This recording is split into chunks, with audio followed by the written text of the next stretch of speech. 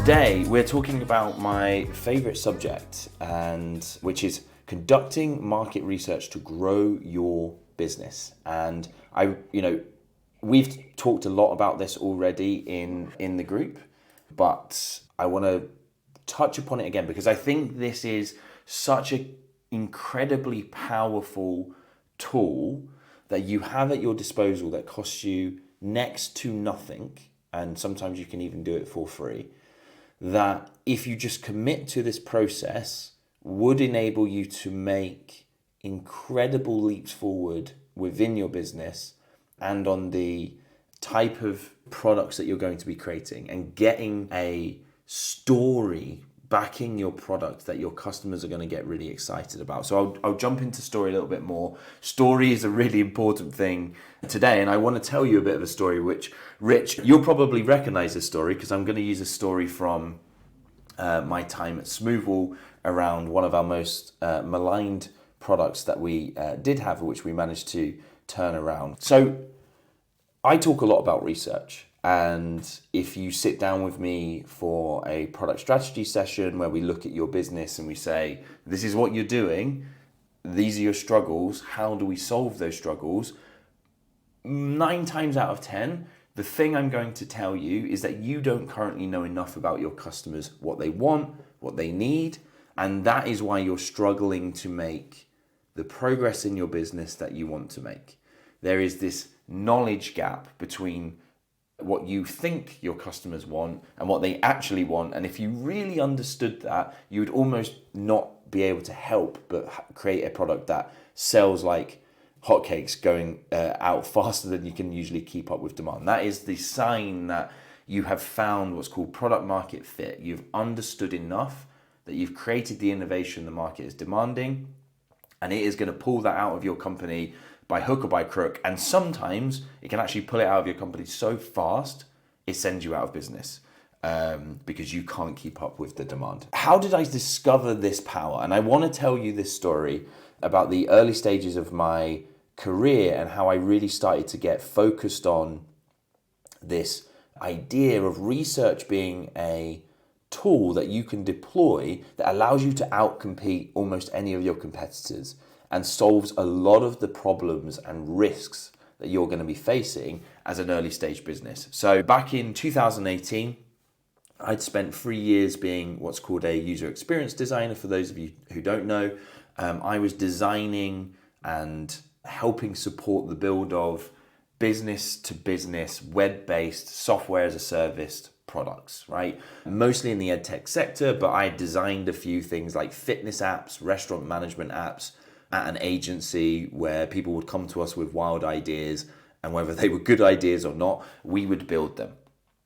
And at that point, I'd spent 3 years being a user experience designer with a huge amount of guilt in what I was doing, right? User experience design is all about getting to understand people's needs and doing this thing called user-centered design. So understanding what people need, designing something that you think solves that need, testing, researching, and iterating with them until you are 100% sure that what you've got is going to deliver a great experience for that customer. And in doing so, that customer should then increase the profitability of your business by giving you word of mouth referrals, staying happier for longer, being willing to pay you more money, all of this stuff. But I worked in businesses, and many user experience designers will know this feeling and empathize this feeling I'm going to share with you here. I was working in businesses where research was the last thing we ever did. As soon as the timelines got tight, as soon as the budgets were looking like they were going to overrun, we would cut out all of the research possible, and I would hear the phrase that I dreaded most: you're a user experience designer, you know what users want, just go and do that. And I was confused. I was a junior designer, and there was one particular scenario where I was tasked with designing an entire restaurant management system, having never worked in a restaurant before in my life, didn't really know any restaurateurs, and certainly had never seen the inner workings of a restaurant management system. And I was tasked with doing that without any ability to go and speak to people who were running these types of businesses to find out what they need. That project was an absolute disaster. And it resulted in and I'm not going to say the name of the company, because it resulted in a giant lawsuit, which ultimately destroyed the business that took that project on. And so this gave me a real conviction in my choice of moving on from those opportunities to go and pursue a career at a company which would allow me to conduct the level of customer research that I really felt and believed would dramatically increase the success of the products that I was working on. And so I was hired by this guy here. So Georg, he was running a company called Smoothwall as the new ex-director of Tesla here in the UK. And quite frankly, I had no clue really what Smoothwall did. I knew it was something to do with internet filtering, which couldn't have sounded more boring to me if I tried. But I took the job for one reason or two reasons. I was going to be the sole user experience designer within the company, which meant I can do the thing that I most love doing and be a little bit dictatorial in what we're doing and say, I'm going to be in charge of the process of how we're going to run the research, and I'm going to make sure that we do this research. And secondly, and probably the bigger reason of why I took the job, is Georg had worked for Tesla, and I was a giant Tesla fanboy, an early investor in that company, huge Elon Musk fan. And so I thought, if I could just get close to Georg, then I could learn at least somewhat the way in which Elon Musk created products. And so this would probably be a good career move for me. So I moved into this position working as the sole designer here at Smoothwall.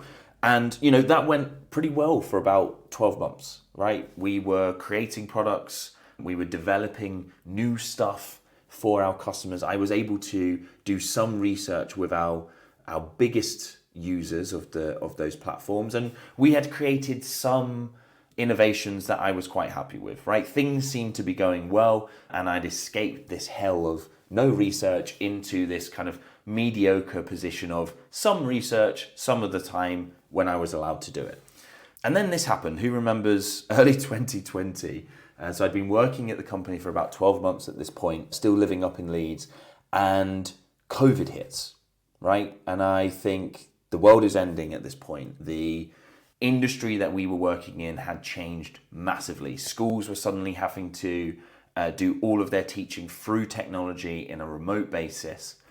The need for data about those students and what they were doing on those school computers as they were sent home with those students with little to no protection on them skyrocketed massively. And, this also presented, a little bit callously for me, presented a massive opportunity, because we had huge layoffs, we had huge pay cuts that we were asked to sign off on. And in that kind of chaos of that massive change was the opportunity for me to step up and stop being a user experience designer and fill a gap within the product management team at Smoothwall. So they fired all of the product managers except for one, my boss, Tom Newton, who's a really big mentor of mine. And he said to me, I know if that we put you on furlough, you're going to disappear, and I'm going to need you if we're going to create the innovation that we're going to have to create to be able to support students not having their education absolutely ruined by being forced to work in their bedrooms at home. And so I stepped up into this product management role. I had no clue what I was doing. I didn't even really know the difference between a product owner or a product manager, what my responsibilities were. It wasn't really what I felt was in a role that was in my wheelhouse of skill, right? I thought I was a designer, a creative. I didn't want to be in strategy meetings, writing out business cases for certain innovation that we wanted to get funded. But I did also quite like my paycheck, and I did also like the opportunity that the promotion to product manager would increase my salary. So I took that opportunity with two hands. And I want to say, sometimes in your business, in your career, destiny comes knocking.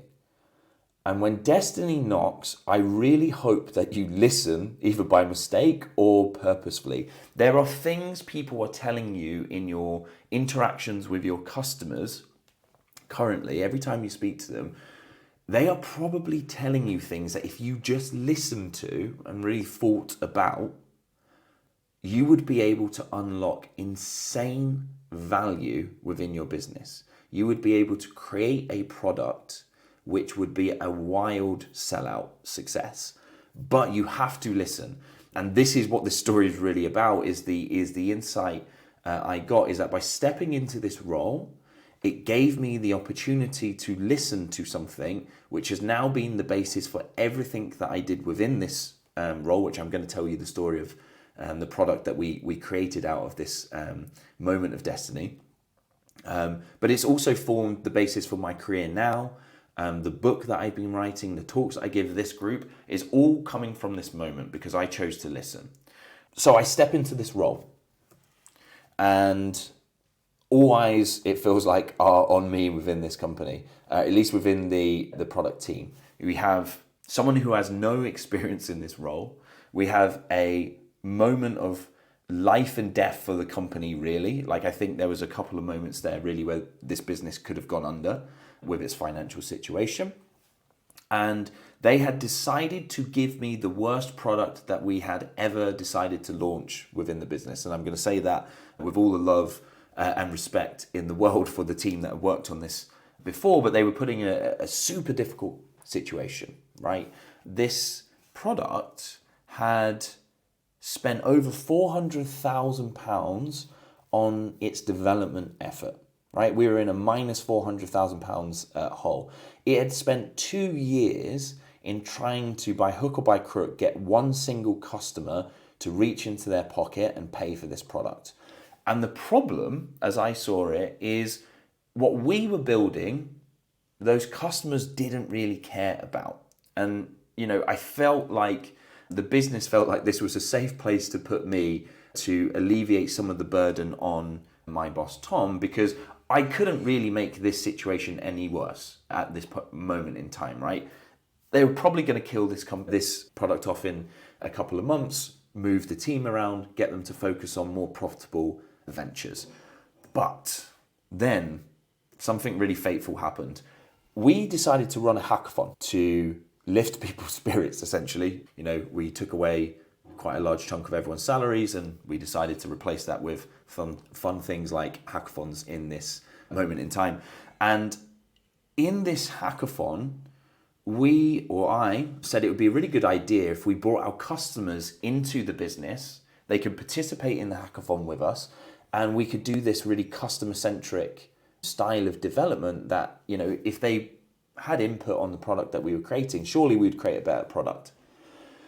As punishment for suggesting this, bringing these customers in, I was forced to babysit, for want of a better word, the customers that we brought in. And I think babysit really is the word I want to use here, because the customers that we were asked to bring in were our grumpiest, moaniest, most difficult to handle customers who were deeply unsatisfied with the product that we had created, deeply unsatisfied with the direction of travel of the business as a whole.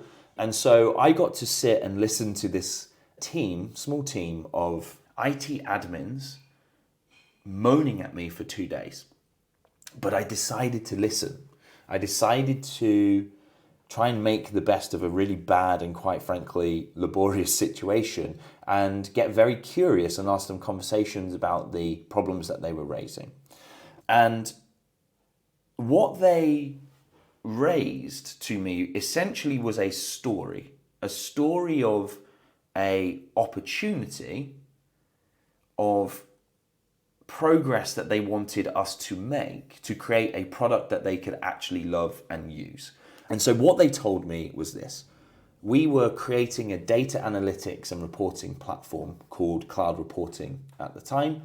And the idea behind Cloud Reporting was to create a really powerful engine for school teachers to be able to gather data on their students' behavior, risks around self-harm, abuse, etc., pull that data out of our systems and have conversations with students that would lead to beneficial interventions in their lives, hopefully improving outcomes for students.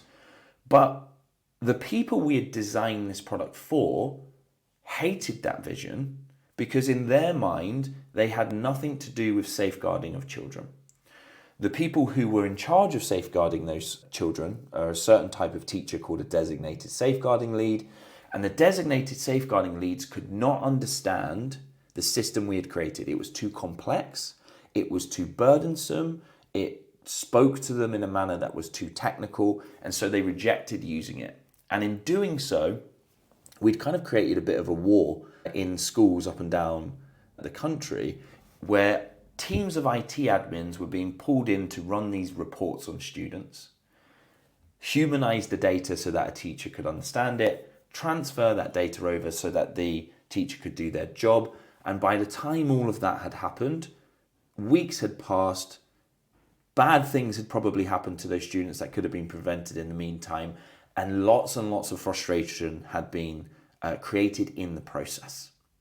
And so there is this experience gap. And what I want to say to you here is that your customers likely are experiencing a similar painful gap in the products that they're using, where they're over here on the left-hand side, and where they want to be, where they really want to be. That if you created the pathway with your product to get them from where they are to where they wanted to be, they will pay you for making that journey as smooth as possible for them.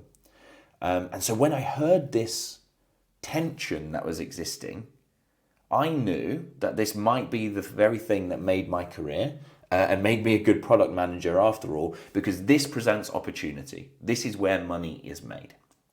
So I set about trying to build the business case for a pivot. Now, again, if any of you spend any time interacting with me at all, I warn you against pivots because pivots are really painful things to go through.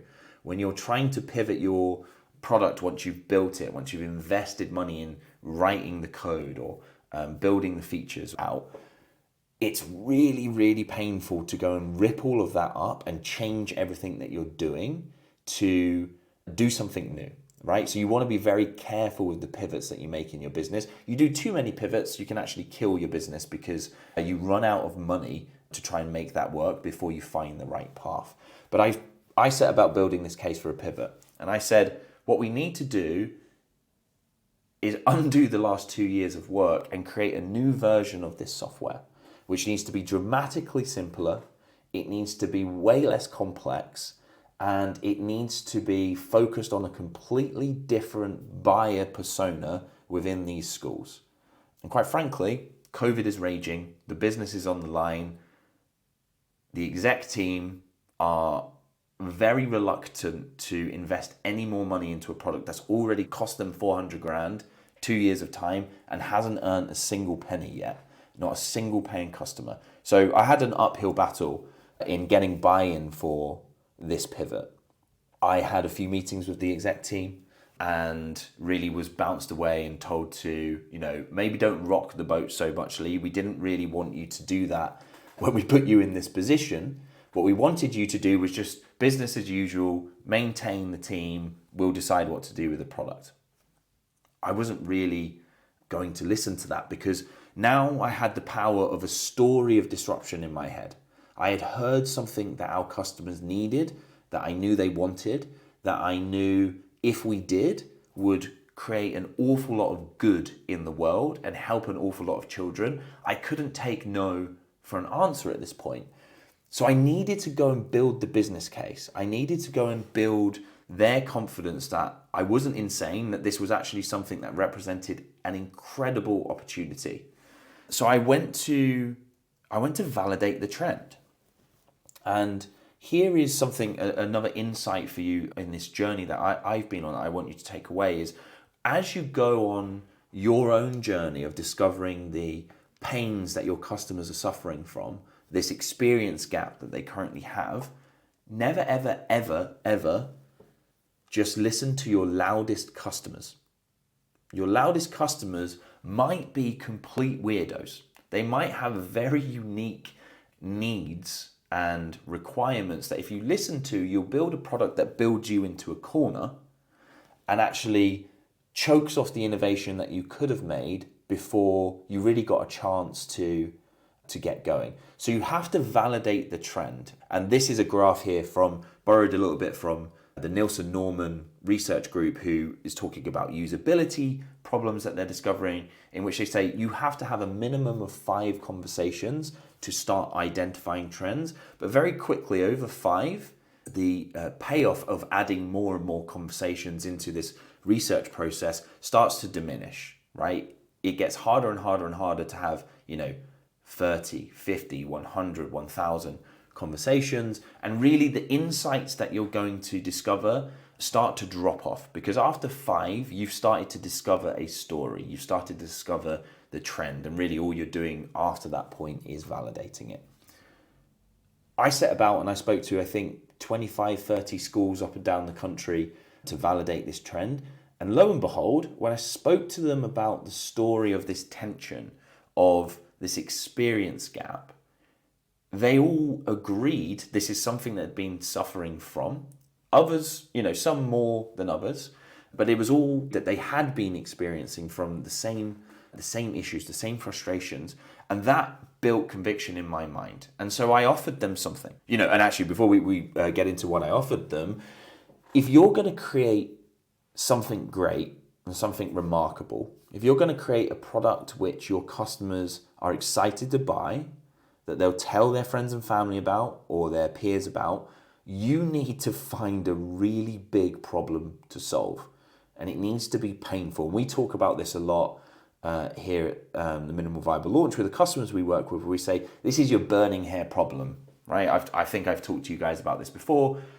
Their head is on fire. You've got the bucket of water. That is a critical problem that they need to solve. And if they don't solve it, they continue to exist in this state of pain, and they'll do almost anything to solve that pain as you discover these types of problems. So this validation of the trend, the listening to your customers, the story of this experience gap is how you find problems that are big enough that will allow you to innovate in a way that is exciting enough for your customers to want to basically help you grow your business for free by giving you word of mouth referrals. So, we validated that trend. We designed a new North Star vision to say, this is how we're going to solve that problem. We didn't code anything. We didn't create a single feature. It didn't cost the business a single penny to undertake this pivot. What we did was create really high fidelity designs of the vision that we had. And we presented that back to those key customers. And we said, from what you've told me, this is what we've heard. This is what we intend to do about it. If we went away and built this in this exact way, would you be willing to buy it? And not everyone said yes, but a lot of them said, this is exactly what we need. And this is such a painful problem. We would be willing to sign a letter of intent to say, if you build that, we would sign up for X price for you to do it. We now have the business case. I can go back to the board. I can go back to the exec team, rather. I was definitely not allowed to speak to the board. And I can say, we want to invest in this pivot. And if we invest in this pivot, look at all of this hidden value that we can unlock. Luckily for you all in here, I don't think any of you have a board, and you definitely don't have outside investors at this point that you'd have to justify this to. But you can build this business case for yourself to justify the pivot, right? You want to go and be able to sell whatever you are creating before you actually build it. Don't go and build the new product, the new pivot, without having attempted to and been successful in making your first initial sales. If you do that, you're at high risk of wasting a lot of your time, effort on creating something that no one actually wants or needs. So here's an interesting thing about these types of conversations that I have all of the time now for all of the businesses that we work with, right? we never come up with things that are more complex, they're going to take longer to build, that are going to be more expensive. It always ends up with products that are better, faster, and cheaper, that we can build for less, launch sooner, and monetize much more quickly. And this is the real magic of these conversations that I found, is that the more we understand that experience gap, the more we understand our customers' problems, the smaller the thing that we make to solve them can actually be. And if you are thinking that you have to spend 6 months to create this complex beast of a product, or that you need to go and raise hundreds of thousands of pounds to build something, I would bat it back to you and say you don't understand the problem well enough to be able to create something that you can afford to build right now that moves you forward to solving that problem. I spoke with someone the other day who was told that they would need to raise 6 figures to build this platform to connect a certain buyer in the property and travel marketplace, right? And in understanding, even at a top level, what the problem is that they were trying to solve, we discovered that actually all they needed was a spreadsheet, a telephone, and a list of names, and to go and make money, right? And so by leaning into understanding the actual problem you're solving, you will unlock ways forward for your business that doesn't require you to have tens of thousands of pounds in the bank to fund this innovation. Innovation is actually incredibly cheap most of the time, providing that you understand the innovation that you actually need to make. Innovation gets very expensive when we're in a room throwing stuff at a wall and seeing what sticks. That's incredibly wasteful. And this is why most companies have to invest so much in innovation, because that's how they do innovation. Don't do that, for my sanity. So what happened when we did this, right? We went from that minus £400,000 development black hole in those 2 years. And in 12 months, we had unlocked a hidden stream of revenue within that business that we weren't even really sure existed. And we scaled that product to over £2 million of annual recurring revenue contracts in just 12 months. A wild success. And we did that by spending less going forward on development, by doing less for our customers, by creating a product that was smaller and not bigger. And it did this because it was more focused. It solved a specific and painful problem in a better way. And that is the opportunity that you all have that exists in your business, that if you go and listen to your customers, if you go and be curious and decide that you want to discover a story of pain that they're currently going through, you could unlock an opportunity like that. Now, the figures might be smaller for you who are at earlier stages in your business.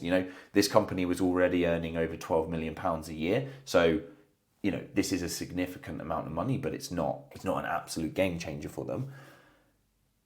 But in terms of the percentage increase in your profitability, if you just understood your customers better, if you had better stories about the pain your customers are facing, your sales process would be better, your marketing copy would be more effective, your product would be something that they're excited to buy. And if you're struggling to do that, I guarantee you it's because you don't really understand the reason people are buying or want to buy a product like yours. And so go and commit to this process of deep discovery about the stories that your customers have.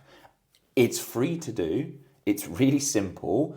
And I know from experience of having done this that we actually got our first 5 customers for that product on those research calls. We had them say then and there, this is something we should build. We're building a product internally here at the Minimal Viable launch as well, from something that we've discovered with interacting with our customers. We've showed them the designs of an early stage vision for solving the pain that they're in. When we show those customers those designs, we've had 3 of them say, when are you launching this? I need to buy it right now. And you need to be getting that kind of reaction for your product. That's the sign that you should double down, move forward, and invest in building something out. So that's the opportunity. I want to give you the how, because I always want to make these sessions as practical as possible. I have a whole book about this coming out on the 19th of April, which I hope all of you will dive into. That will give you like the really deep, nuanced way of launching a new product without needing that hundreds of thousands of pounds of development effort. So watch out for that. I'm going to probably post a chapter of that book, which is specifically about booking in these kind of conversations and how you ask great questions within those conversations for you in the Facebook group. So watch out for that. I just need to get the editor, who's just doing the second draft at the minute, to sign off on all of that, and then I can post it for you. So watch out for that in the group. First things first, this will not work unless you have the minimal viable customer.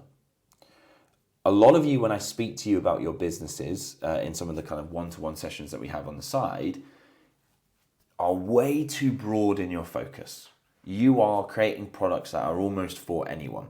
And what this illustration is showing you here in the gray circle is that's your total possible market. Anyone who could, in a roundabout way, need a product like yours in some way, shape, or form.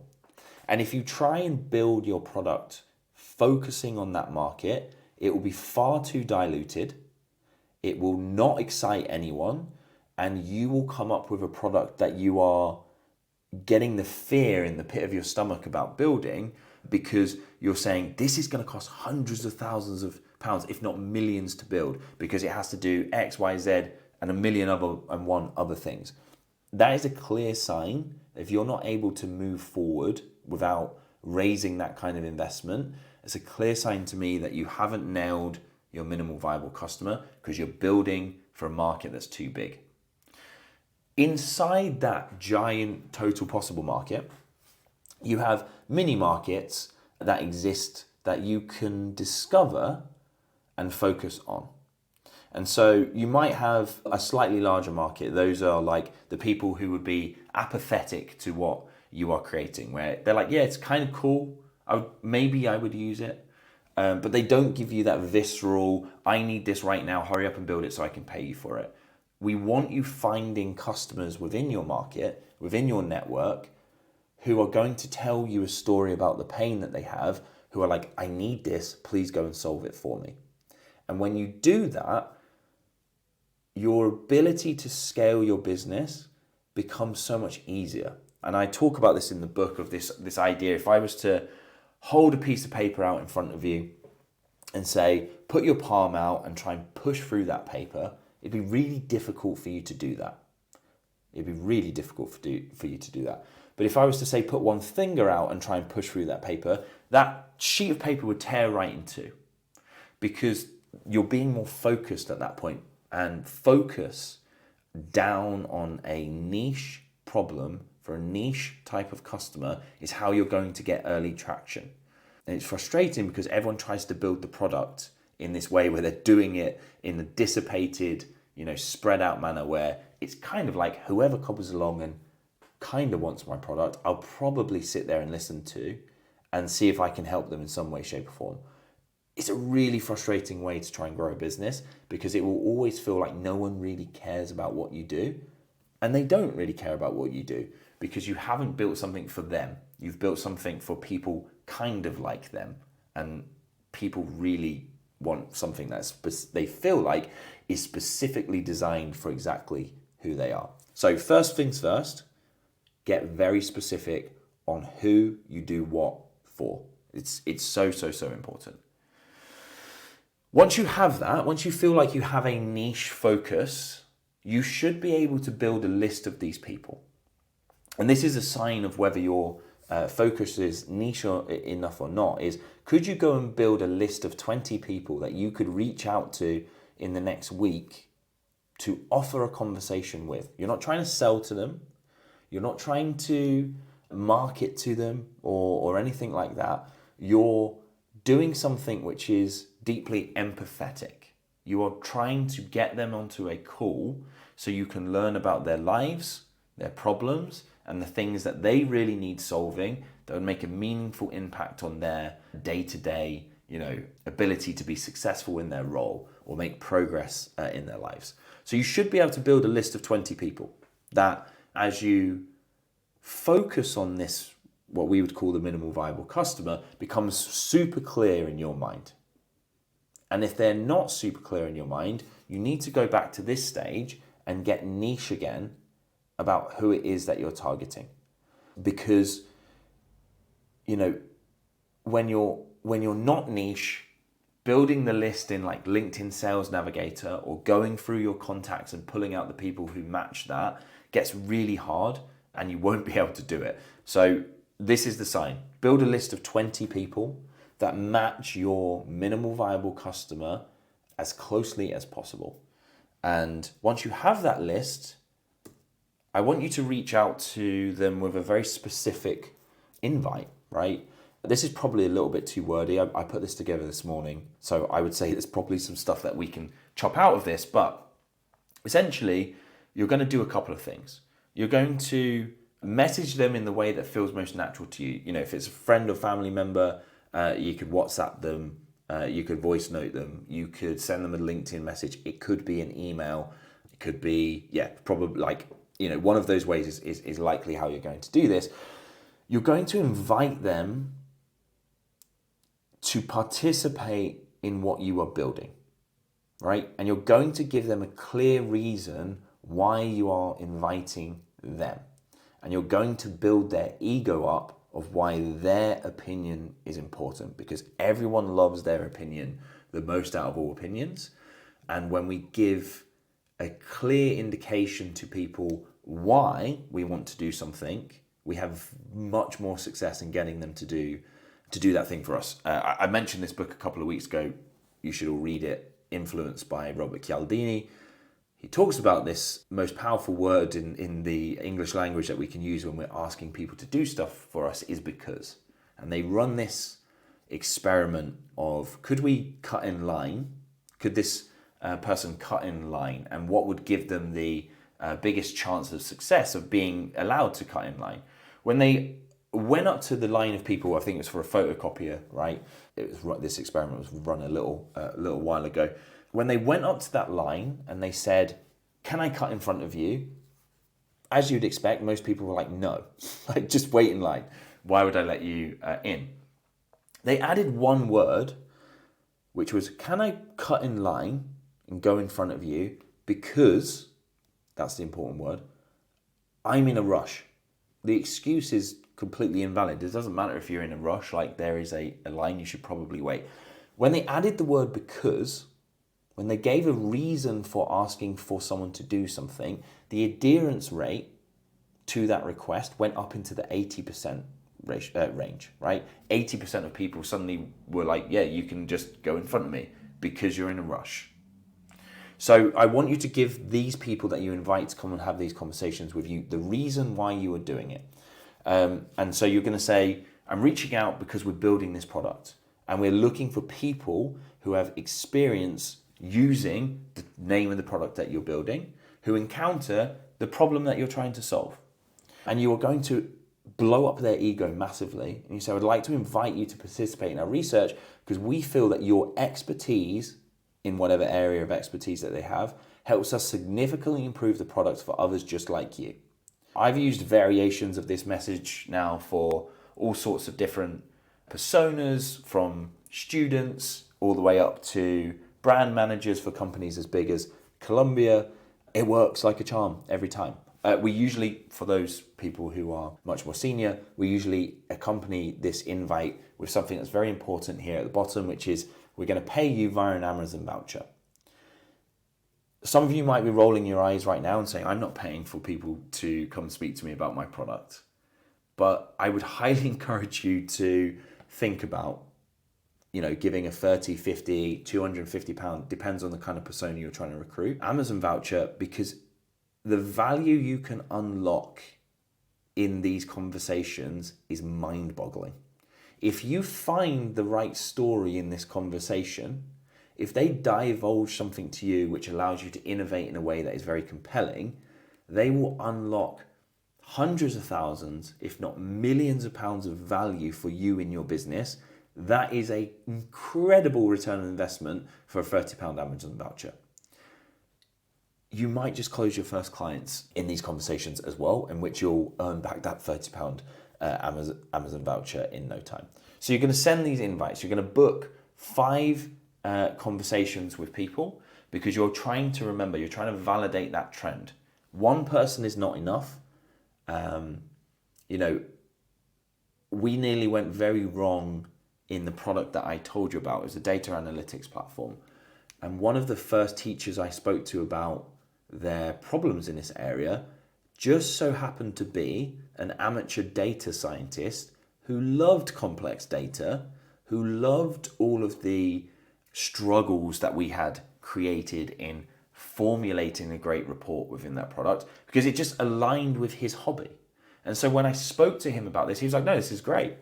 I love this product. It does X, Y, and Z. I wish you made it more complex. And if I had just taken that one conversation and gone away and made a more complex product, we wouldn't have gone from the minus 400,000 to the 2 million in 12 months.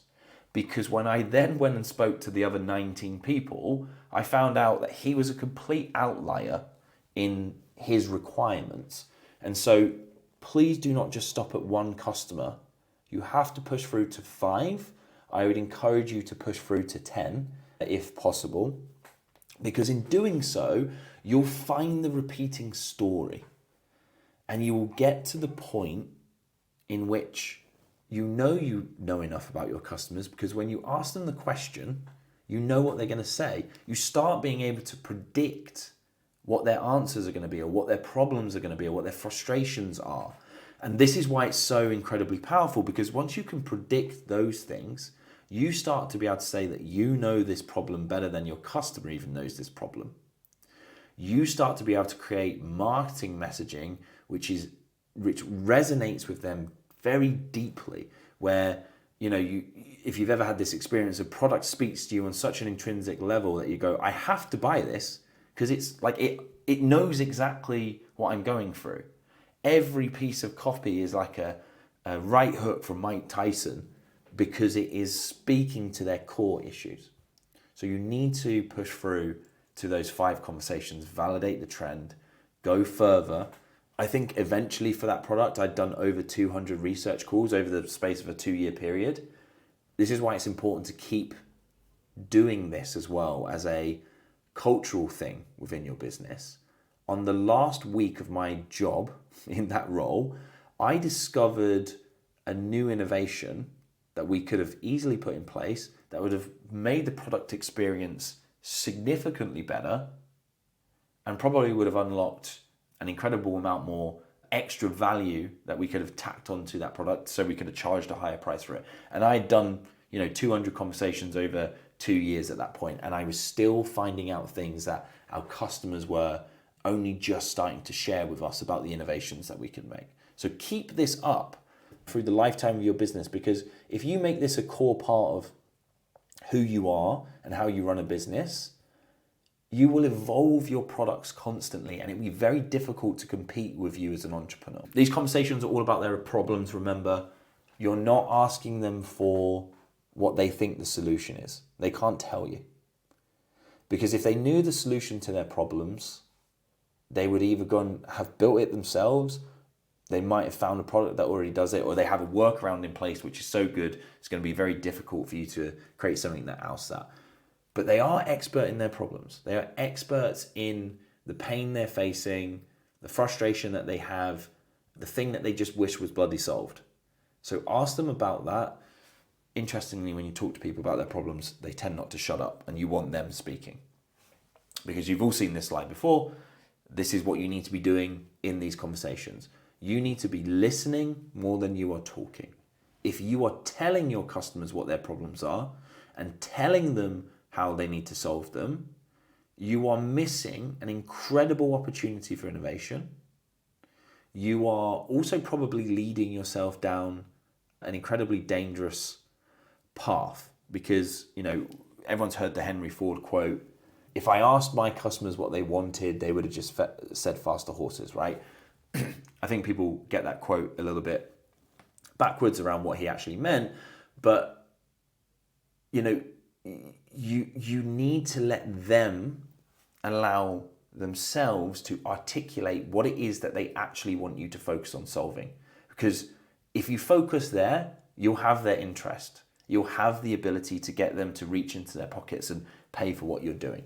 So 2 ears, 1 mouth. This is, as you can tell from the amount that I speak, this is very difficult for me. I sometimes, if I'm doing these remotely, I will stick a post-it note that says this on their face, on my screen, just so that I remind myself to shut the hell up, right? And listen. Conversely, if any of you are struggling in your sales conversations, I bet it's because you are talking way more than your prospects. Selling is all about listening. Selling is all about listening. I've also shown you this before. The questions that you ask in these sessions have to start with one of these 5 words here. If it doesn't start with one of these 5 words here, you are not asking, you're probably telling, or you're probably biasing the data. An example would be, let's say, you are creating a product to audit people's time so that they can save time within their business day, and you have a suspicion that they spend most of their day going backwards and forwards with their customers to try and find a time for that meeting to take place. So you could say, do you spend a lot of time going backwards and forwards with your customers to find a meeting slot? The answer is probably going to be yeah. They're probably just going to say, yeah, that's a problem. But if you actually said, I'm going to be brave and take a step back and say, what takes up the most time in your day currently, which is a much broader question, maybe probably a little bit too broad, but they might actually say, oh, well, actually, I spend 2 hours a day trying to reply to all of the spam bookings I get through my lead generation link, right, that I've got out there. Trying to get those out of my calendar. And by being willing to ask killer questions, otherwise known as open questions, you allow your customers to lead you to where the real pain is. If you start your questions with, do you, those kind of things where you're suggesting the answer in the question, they'll probably just agree with you. It's kind of difficult to go against that when someone asks you questions in that way. And again, remember from those previous sessions, why is the most dangerous question you can ask? It's also the hardest question that you can ask someone. It's a very introspective question. It requires, when you ask people why, you'll usually see them sit back and think and be like, I don't really know why I do what I do. Like, I haven't really thought about that before. It's a bit of an automatic interaction or reaction that I have. So start with the questions on the left-hand side first, ease them in, and when you find something that you think is really important, ask them the why question. Ask them that killer question, and it's in the why that you will make your millions. It's in the why that you will make untold amounts of money, because it's in the why that true innovation actually exists. And then here's the last thing that you need to do, which is really important.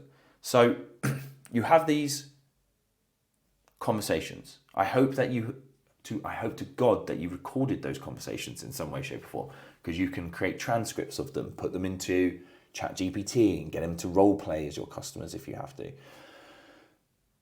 But I also want you to record them because I want you to be present in those conversations. I want you to be focused on what they're saying and not thinking about taking notes or what the next question is going to be, right? You record it, you take your notes from it later, and you group your notes in a couple of ways. You can, the simplest way I like to do this is grouping them into general insights. So I might create blue post-it notes for that. Pain points, things that they are frustrated with, and then opportunities, which is things that they've alluded to that I think we could go back and have a further conversation on. Color code your insights, color code your notes that you take there for each of those 5 conversations, and then do something that's called synthesis. And synthesis is the simple process of just collating your thoughts. So you take those post-it notes, you read them aloud, and you start to say, well, these 3 post-it notes actually all say the same thing in a roundabout way. I'm going to group that as a singular insight. And when you do that, you sort through this vast amount of data that you've now collected about your customers. You will have more ideas than you can shake a stick at for how you could improve your product in such a way that would get your customers excited to buy it. And you just look at those ideas and you pick one, the most exciting of those ideas, and that's where you start to design solutions to. And when you've designed the solution to that problem, you take it back to those very same customers that you've already spoken to. You say something very specific. You say, thank you for all of your input. You've massively helped the business out. I'd love to show you what we've created based on your input, just as a way to say thank you. They'll be pretty curious about what you've created. They'll probably give you another 20 minutes of time. You show them the solution and you ask them, did I get this right? Did I understand you? Are we moving in the right direction? Hopefully they say yes, but if not, they'll tell you exactly what you've missed. And if you are moving in that direction, say to them, look, you've told me this is a problem for you. You've told me this is something that's causing great pain within your business. Would you like to buy this product? Like, as a offer for helping us create it, we'll give you a discounted rate. Would you like to buy it? And this is how we get people their first sales when we create custom software, when we're launching their MVP for them. We just deeply listen to people. We create something that solves their problem. We show that solution to them and say, does this solve your problem? They say yes. And if you know anything about sales, it's all about getting people to state their problem so that then, and get them to agree that the thing that you have solves the problem. Once you've done that, you've made a sale. And this is the way that you can get your first 5, 10, 15 sales of any product before you write a single line of code, before you invest hundreds of thousands of pounds of your own money in getting it built. You find a problem, you create a vision of a solution to that problem, you show it back to them, and you ask them to buy it. And it's as simple as that. Okay, guys, I know I didn't spend too much time in terms of the interaction this week on this session. We've gone quite long. I wanted to get through that story and share that with you because I think this is a super important skill that you can all develop. And if you develop this skill, you'll operate in the way that the best entrepreneurs that I work with, this is all they do. They go and ask people about their problems. They create the most tiny thing they can that would illustrate their solution, and then they sell it before they build it.